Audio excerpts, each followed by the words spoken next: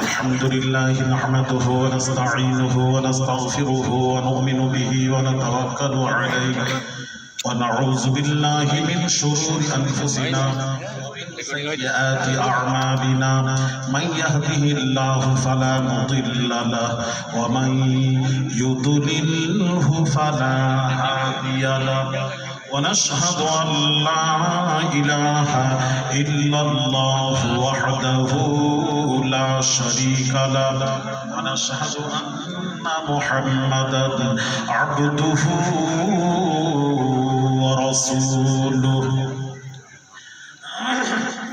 أما بعد فقد قال الله تعالى في كلامه المجيد وفرقانه الحميد أعوذ بالله من الشيطان الرجيم بسم الله الرحمن الرحيم ما آتاكم الرسول فخذوه وما نهاكم عنه فانتهوا فقال النبي صلى الله عليه وسلم إن هذه القلوب تصدع كما يصدع الحديد إذا أصابه الماء قيل يا رسول الله صلى الله عليه وسلم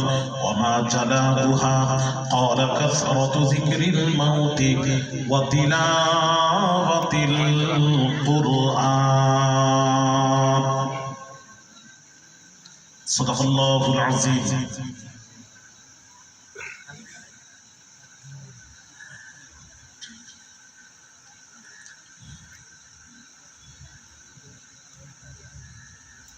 শীতলপুর কল্যাণ চক মাদ্রাসা প্রাঙ্গণ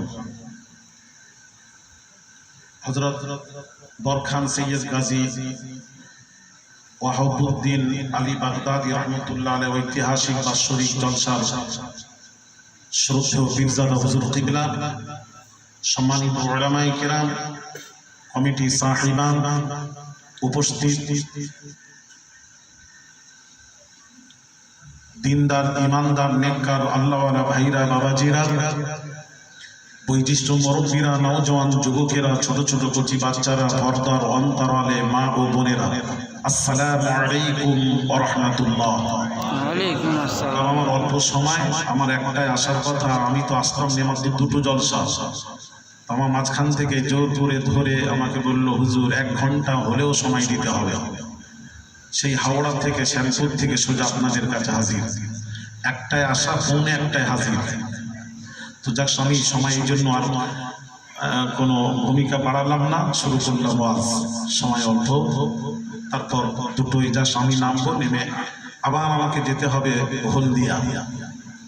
সুতরাং যে রব্বুল আলামিন এই গুনাহগার নাচিস আওলাদে রাসূলকে আপনাদের মাঝে হাজির করিয়েছেন, বহুদিন কমিটির আশা যে হুজুর কিবলা আসবেন, তা আল্লাহ কবুল করেছেন, এবছর হাজির করিয়েছেন। আপনারা কারা কারা খুশি নন হাত তোলে?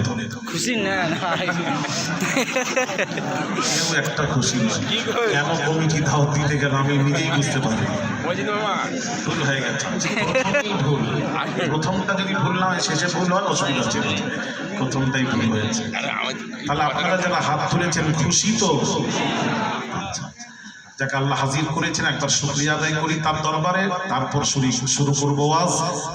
সেই মাবুদের দরবারে যিনি সময়ের আগে পৌঁছে দিয়েছেন, সেই মাবুদের দরবারে কিছু বলার পূর্বে আমি আপনাদের সকলকে নিয়ে একবার কালেমা শুকর আদায় করি। সকলেই উচ্চ আওয়াজে সমস্বরে সকলেই বলি আলহামদুলিল্লাহ। আমি একটি আয়াতে কারিমা তিলাওয়াত করেছি, হাদিস শরীফ ব্যাখ্যা করব। নবীজি যখন কোনো কথা বলতেন মিসাল দিয়ে বোঝাতেন, আর মিসাল দিয়ে ওয়াজ বোঝানো এটা আল্লাহ তার রাসূলের সুন্নাত। যেমন নবীজি বলছেন ইন্না হাযিহিল কুলুবা তাসদাউ কামা ইয়াসদাউল হাদীদু ইযা আসাবাহুল মা। নবীজি বলছেন যেমন লোহাতে পানি লাগলে মরিচা লাগে, জং ধরে যায়, তদ্রূপ মানুষ যখন গুনাহ করে সাউদাতুন নুকতা, কলবে একটা কালো দাগ পড়ে যায়। আচ্ছা, এই কথাটা তো নবী এইভাবে বলতে পারতেন, মানুষ গুনাহ করলে কলবে কালো দাগ পড়ে যায়, আর নবী যেভাবে বলবেন সেইভাবে মানতে হবে। কিন্তু নবীজি লোহাকে সামনে রেখে মিসাল দিয়ে বোঝাচ্ছেন যাতে করে একটা পাগলও যেন বুঝতে পারে। উদাহরণ দিয়ে নবী বোঝাতেন। দেখেন, নবী বলছেন যেমন লোহাতে পানি লাগলে মরিচা লাগে, জং ধরে, তদ্রূপ মানুষ যখন গুনাহ করে সাউদাতুন নুকতা, কলবে কালো দাগ পড়ে যায়।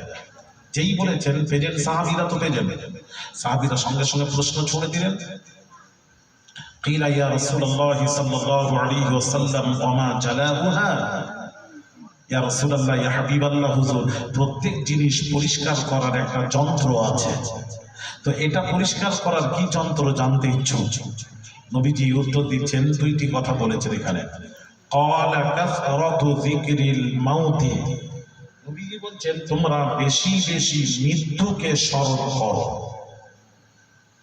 আর দ্বিতীয় কথা, ওয়াতিলাওয়াতিল কুরআন, আর বেশি বেশি কোরআন শরীফের তিলাওয়াত করো। দুটি কথা বলেছে, মৃত্যুকে বেশি বেশি স্মরণ করো। আর মৃত্যুকে স্মরণ করতে গেলে ওই ঘরে এসি রুমে ঘুমিয়ে থেকে মৃত্যু স্মরণ হবে না, মৃত্যু স্মরণ আসবে না। মৃত্যুকে স্মরণ করতে গেলে একটাই রাস্তা আছে, সেটা হলো বেশি বেশি কবরস্থান জিয়ারত করতে হবে। কবরস্থান জিয়ারত করলে দেখবেন কবরের কাছে বেশি বেশি গেলে মৃত্যু ছাড়া অন্য কথা মনে একটু কথা